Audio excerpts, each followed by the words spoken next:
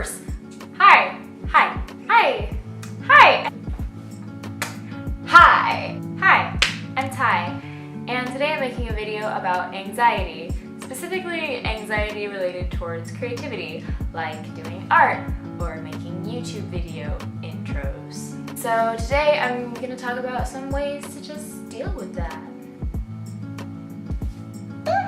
This is a process video for some fan art I did for Thomas Sanders Signs on YouTube. If you haven't seen his stuff, go check it out because it deals with creativity and anxiety and the struggle between them, and they're just funny and cute. And a great way to relieve stress if you're feeling anxious. So I guess let's get started. I am no snapper.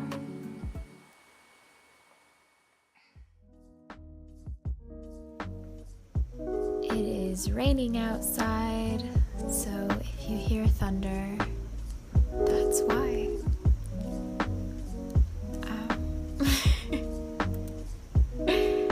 Okay, I shouldn't start there. Hi. I started with this sketch that I drew before the video because the sketch layer is where I make the most mistakes and changes, and it's not the most fun thing to watch. But it brings us to the first point, which is be okay with mistakes before you start any piece. And the reason this is important is because expecting perfection or expecting a masterpiece before you start anything is just gonna make you frustrated early on because you're not nailing it right away. And that's just putting too much pressure on it. Just expect the process, expect mistakes, and expect to work around them and learn from them. Also, try to get used to sharing your rough sketches and your works in progress online, especially if you're serious about being an artist and building a following. People really love seeing the in-between stages and looking into the artist's thought process. Plus, if you know the piece is meant to be incomplete and rough around the edges, then there's less pressure to make it perfect that first time. If you do find yourself getting frustrated, take a break from whatever you're doing and just draw something stupid or silly or just really, really terrible. Scribble on paper or your tablet, make something as hideous as you can. If you're scared of messing up, then the best thing you can do is to mess up on purpose. And sometimes when you're just blobbing nonsense onto the canvas, you can surprise yourself with something unique and awesome that you never would have thought of before. And other times it's just really ugly, and that's okay too.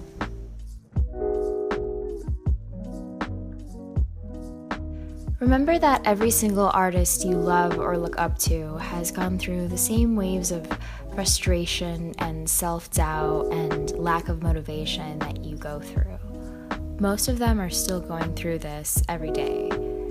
Try and find artists who still have some of their older artworks displayed online. You can look through DeviantArt galleries or Google things like Redrawing Old Artwork to see before and after versions of an artist's skill level. This is a pretty popular practice or challenge that I've seen online, so you shouldn't have too much trouble finding some of these examples, but I put some of my favorite ones in the description box below. Even if you find an artist with a long history of art online and you feel like they started at a level that is way beyond your skill level now, seeing someone's art evolve over the years can remind you that your own style is capable of evolving too. Compare your current work with your own art. So look at the stuff that you've done a few years ago compared to what you're doing now. If you're drawing regularly, then you should definitely be seeing an improvement. And if you don't have work from a couple of years ago, then you probably haven't been drawing long enough to really expect much change yet. So just keep at it.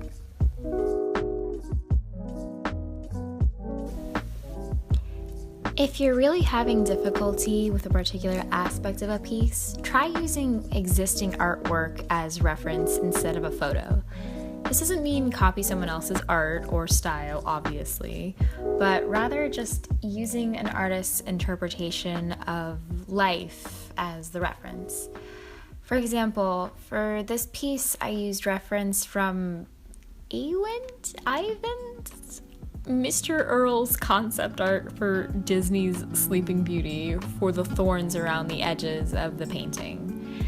I was sort of going for a semi-realistic style for this piece, so you might think it would make sense to have photographic reference for the thorns, but sometimes seeing the way another artist paints something can help save you from doing a lot of the guesswork on how to draw or paint that thing.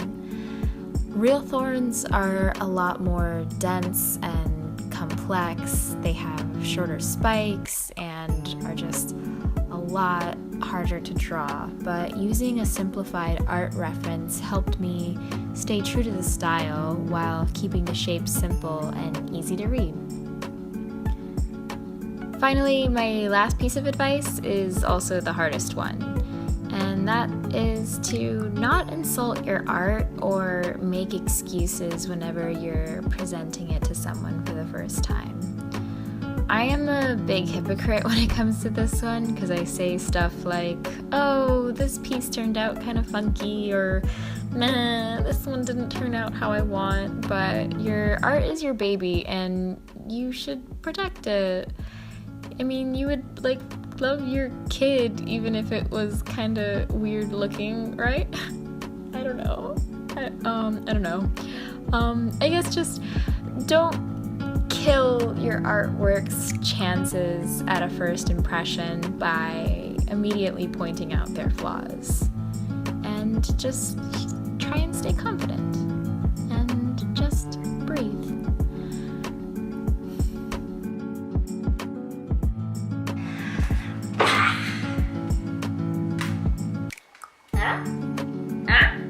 I like it. I think, I don't know if it turned out looking like him, but I like it. I think other than that,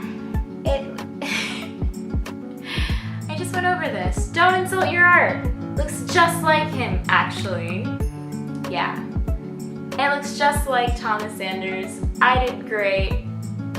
Like and subscribe. Have a nice day. Bye.